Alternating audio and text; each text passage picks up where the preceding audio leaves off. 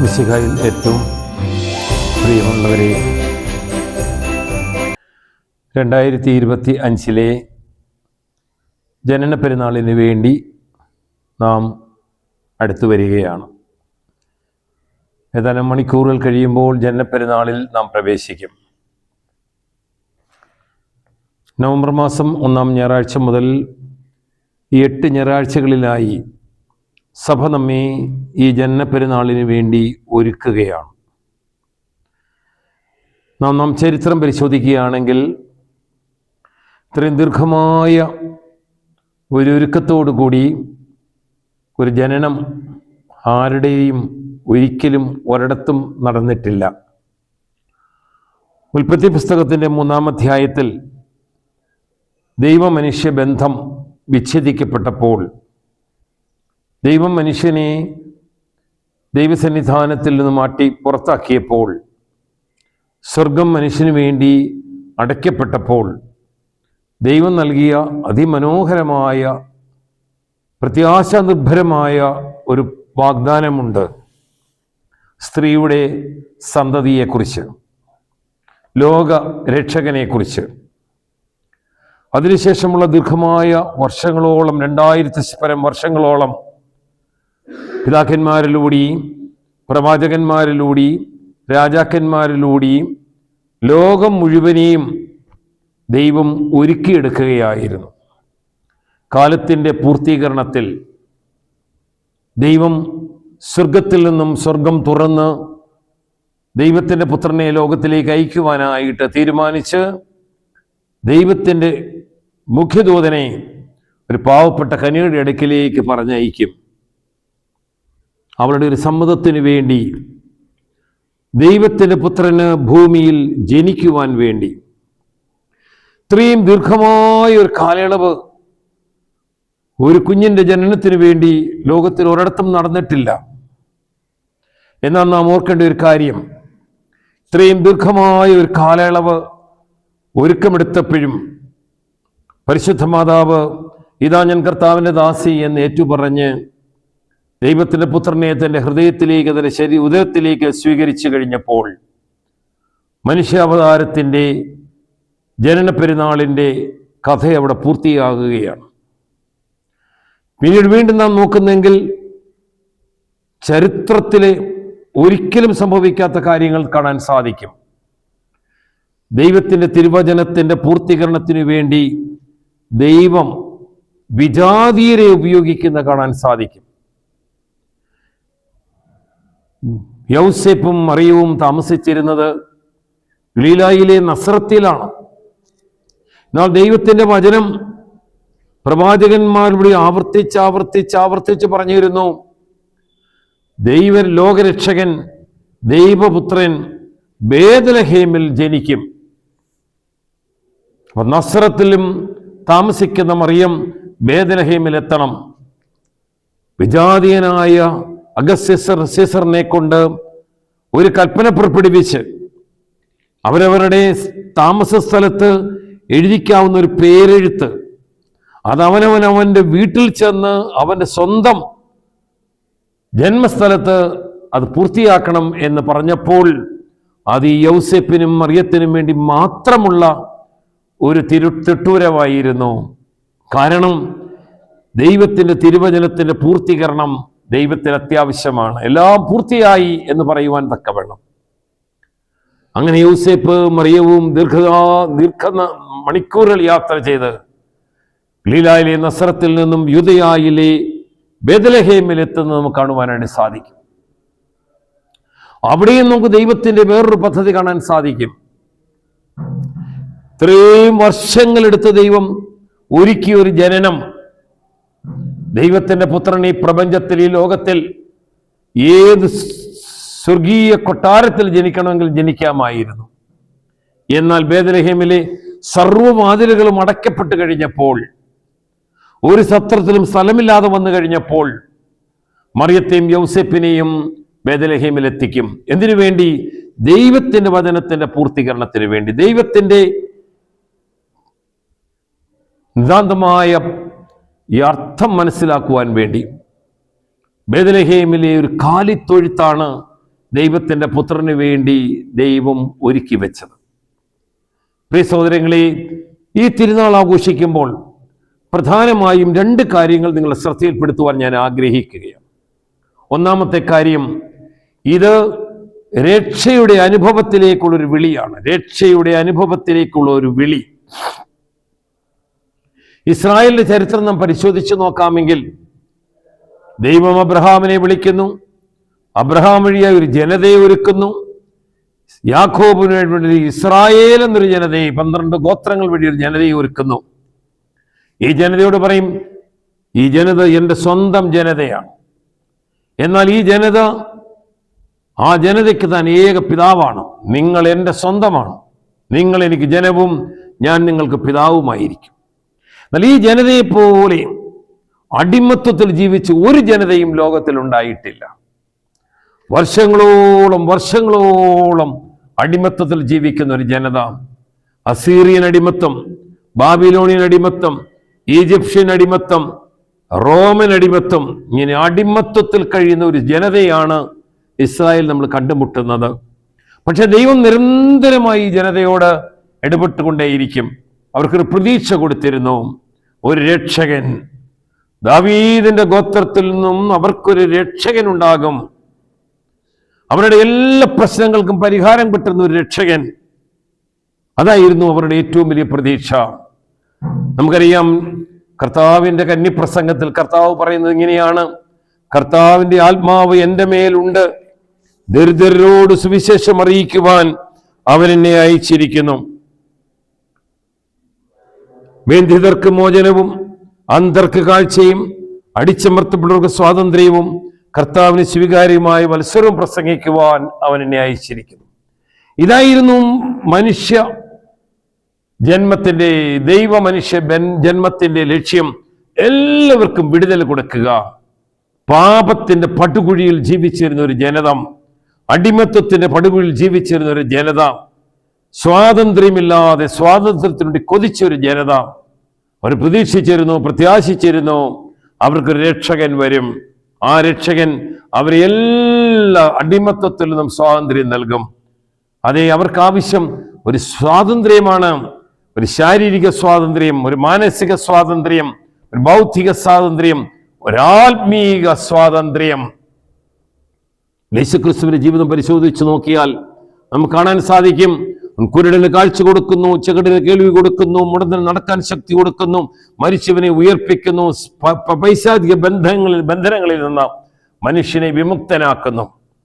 മനുഷ്യ ജീവിതത്തിലേക്ക് എല്ലാ വിധത്തിലുള്ള സ്വാതന്ത്ര്യം നൽകുന്നത് കാണുവാനായിട്ട് സാധിക്കും. പ്രിയ സഹോദരങ്ങളെ, അപ്പോൾ മനുഷ്യ ജീവിതത്തിലേക്ക് കടന്നു വന്ന രക്ഷകനാണ് യേശുക്രിസ്തു. ലോകത്തിന് അവകാശപ്പെടുവാൻ വരെ ഒരു രക്ഷകനുമില്ല, യേശുക്രിസ്തു മാത്രം. അതുകൊണ്ടാണ് മാലാഖമാർക്ക് പറഞ്ഞിരിക്കുന്നത്, നിങ്ങളോട് വലിയൊരു ദൂത് ഞാൻ അറിയിക്കുന്നു, വലിയ സന്തോഷത്തിന് സദ്വാർത്ത ഞാൻ നിങ്ങളെ അറിയിക്കുന്നു. ദാവീദിന്റെ പട്ടണത്തിൽ നിങ്ങൾക്കായി ഒരു രക്ഷകൻ, കർത്താവായ ക്രിസ്തു ജനിച്ചിരിക്കുന്നു. ഇതാണ് സന്തോഷ വാർത്ത. നിങ്ങൾക്കായി ഒരു രക്ഷകൻ ജനിച്ചിരിക്കുന്നു. ആടുകളാണ് ഇത് പറയുന്നത്. യാതൊരു സ്വാതന്ത്ര്യമില്ലാതെ, യാതൊരു സമ്പത്തുമില്ലാതെ അലഞ്ഞു തിരിഞ്ഞു നടക്കുന്ന ആട്ടിടയന്മാരോട്, വല്ലവരുടെയൊക്കെ 1000-ഉം 10,000-ഉം ആടുകളെയും കൊണ്ട് ദിവസങ്ങളോളം, ആഴ്ചകളോളം, മാസങ്ങളോളം ഇങ്ങനെ മലയോര പ്രദേശങ്ങളിൽ ആടുകളെ തെറ്റി ജീവിക്കുന്ന പട്ടിണി പാവങ്ങളായ ആട്ടിടയന്മാരുടെ കർത്താവ് പറയുകയാണ്, നിങ്ങൾക്കൊരു രക്ഷകൻ ജനിച്ചിരിക്കുന്നു. ഇതാണ് ഏറ്റവും വലിയ സദ്വാർത്ത. പ്രിയ സഹോദരങ്ങളെ, നമ്മൾ ഇന്ന് ലോകത്തിലേക്ക് തിരിഞ്ഞു നോക്കിയാൽ മനുഷ്യൻ ഇന്നും അടിമത്വത്തിലാണ് ജീവിക്കുന്നത്. ദാരിദ്ര്യത്തിന്റെ അടിമത്വം, പട്ടിണിയുടെ അടിമത്വം, മനുഷ്യന് എല്ലാ പ്രകാരത്തിലും കഷ്ടപ്പെടുന്ന ഒരു അവസ്ഥയാണ്. സമ്പന്നന്മാരായി ജീവിക്കുമ്പോൾ ഓർത്തു നോക്കണം, ലോകത്തിന്റെ 20% ഈ സമ്പന്നത്തിൽ ജീവിക്കുന്നുള്ളൂ. 80% പട്ടിണി പാവങ്ങളായിട്ട് ജീവിക്കുകയാണ്. ഉണ്ണാനില്ലാതെ, ഉടുക്കാനില്ലാതെ, കയറിക്കിടക്കാൻ പാർപ്പിടമില്ലാതെ, എല്ലാവിധമായ ദാരിദ്ര്യത്തിൽ ജീവിക്കുമ്പോൾ, എല്ലാവിധമായ പട്ടിണിയിൽ ജീവിക്കുമ്പോൾ, എല്ലാവിധമായ അടിമത്വത്തിൽ ജീവിക്കുമ്പോൾ അവർക്കൊരു സ്വാതന്ത്ര്യം വേണം. അനേകം മനുഷ്യർ രോഗത്തിനടിമകളാണ്. 100 പേരെ എടുത്താൽ 90% ആളുകളും ഷുഗർ എന്ന രോഗത്തിന് അടിമകളാണ്. ഷുഗർ ഇല്ലാത്ത, പ്രഷർ ഇല്ലാത്ത, കൊളസ്ട്രോൾ ഇല്ലാത്ത ആളുകൾ വളരെ ചുരുക്കമാണ്.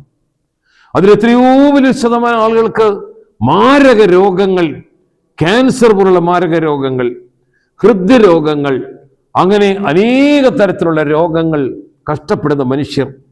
ആശുപത്രികളിലേക്ക് പോകാമെങ്കിൽ എല്ലാ ആശുപത്രികളും നിറഞ്ഞ് കവിഞ്ഞു കിടക്കുന്ന കാണാൻ സാധിക്കും. കൈകൾ ഒടിഞ്ഞവരും കാലുകൾ ഒടിഞ്ഞവരും നട്ടലൊടിഞ്ഞവരും മാരരോഗത്താൽ കീമോ എടുക്കുന്നവരും റേഡിയേഷൻ എടുക്കുന്നവരും ശസ്ത്രക്രിയ നടത്തുന്നവരും, അങ്ങനെ അന്ധകാരത്തിന് പിടിയിൽ ജീവിക്കുന്ന മനുഷ്യരെ നമുക്ക് കണ്ടുമുട്ടുവാനായിട്ട് സാധിക്കും. ഇവർക്കൊരു സ്വാതന്ത്ര്യം വേണം. ആ സ്വാതന്ത്ര്യം തരുവാൻ കഴിവുള്ളവൻ രക്ഷകനായ യേശു ക്രിസ്തു മാത്രമാണ്. അവൾ ഈ ക്രിസ്മസ് എന്ന് പറയുന്നത് എല്ലാ മനുഷ്യർക്കും സ്വാതന്ത്ര്യം നൽകുന്ന രക്ഷകനാണ്. ഒറ്റ കാര്യം മാത്രമേ ഉള്ളൂ. വെളിപാടിന്റെ പുസ്തകം 3-ാം അധ്യായം 20-ാം വാക്യം പറയുന്ന പോലെ, ഞാൻ വന്നു വാതിൽ മുട്ടും, ആരെനിക്ക് വാതിൽ തുറന്നു തരുന്നവോ ഞാൻ അവനുള്ളിൽ പ്രവേശിക്കുകയും അവനോടത്ത് ഭക്ഷണം കഴിക്കുകയും ചെയ്യും. നമ്മൾ തുറന്നു കൊടുക്കണം. നമ്മളെ സംബന്ധിച്ചിടത്തോളം, ലോകത്തെ സംബന്ധിച്ചിടത്തോളം ലോകം മുഴുവൻ ക്രിസ്മസ് ആഘോഷിക്കും. പക്ഷെ ഇത് ഒരു ആഘോഷമായിട്ട് മാത്രമേ മാറുന്നുള്ളൂ. ചിലരെ സംബന്ധിച്ചിടത്തോളം ക്രിസ്മസിന്റെ ഒരു നക്ഷത്രം ഇടുന്നതാണ് ക്രിസ്മസ്. ചിലർക്ക് ക്രിസ്മസ് കരോളാണ് ക്രിസ്മസ്. ചിലർക്ക് ഒരു ക്രിസ്മസ് ക്രിബാണ് ക്രിസ്മസ്. ചിലർക്ക് ഒരു സാന്താക്ലോസ് ആണ് ക്രിസ്മസ്. ചിലർക്കൊരു ഗിഫ്റ്റാണ് ക്രിസ്മസ്. ഇങ്ങനെ കാര്യങ്ങളിലേക്ക്, സത്യത്തിലേക്ക് നമ്മൾ വരുന്നില്ല. യഥാർത്ഥത്തിൽ നിങ്ങൾക്കൊരു ശിശു ജനിച്ചിരിക്കുന്നു, ഒരു രക്ഷകൻ ജനിച്ചിരിക്കുന്നു. അതാണ് Christmas. A child is born unto you, a saviour is born for you. നിന്റെ ദുഃഖത്തിൽ നിന്ന്, നിന്റെ വേദനയിൽ നിന്ന്, നിന്റെ രോഗത്തിൽ നിന്ന്, നിന്റെ പ്രശ്നങ്ങളിൽ നിന്ന്, നിന്റെ പ്രയാസങ്ങളിൽ നിന്ന്, നിന്റെ എല്ലാവിധമായ പരിമിതികളിൽ നിന്നും നിനക്ക് പൂർണ്ണ സ്വാതന്ത്ര്യം തരുവാൻ കഴിവുള്ള രക്ഷകൻ ഇന്ന് ഭൂമിയിൽ ജനിച്ചിരിക്കുന്നു. പക്ഷേ നിനക്കത് അനുഭവിക്കണമെങ്കിൽ ഈ ക്രിസ്തു നിനക്ക് സ്വന്തമാകണം. ഈ ക്രിസ്തു നിന്റെ ഉള്ളത്തിൽ വരണം. കാലിത്തൊഴുത്തിൽ ജനിച്ചിട്ട് പ്രയോജനമില്ല. നിന്റെ ഉള്ളിൽ ജനിക്കണം. എങ്കിൽ മാത്രമേ ഈ ക്രിസ്തു തരുന്ന രക്ഷ നിനക്ക് അനുഭവിക്കുവാൻ സാധിക്കത്തുള്ളൂ. It's A personal gift, it's A personal reward. കർത്താവ് നമ്മുടെ ഹൃദയത്തിലേക്ക് വരുന്ന വ്യക്തിപരമായ ഒരു അനുഭവമാണ് ക്രിസ്മസ് എന്ന് പറയുന്നത്, പ്രിയ സഹോദരങ്ങളെ. അതുകൊണ്ട് നമ്മുടെ ഹൃദയങ്ങളെ ഒരുക്കി കൊടുക്കാം. ആ ഹൃദയങ്ങളിൽ ക്രിസ്തു ഒന്ന് ജനിക്കണമേ എന്ന് നമുക്ക് പ്രാർത്ഥിക്കാം. രണ്ടാമതായിട്ട് നിങ്ങളോട് പറയാനായിട്ട് ആഗ്രഹിക്കുന്നത് ലൂക്കോസിന്റെ സുവിശേഷത്തിന്റെ 2-ാം അധ്യായത്തിന്റെ 14-ാമത്തെ വാക്യമാണ്.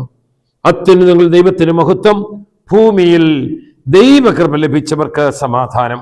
നമുക്ക് ഇച്ചിരി മാറ്റി വായിക്കാം.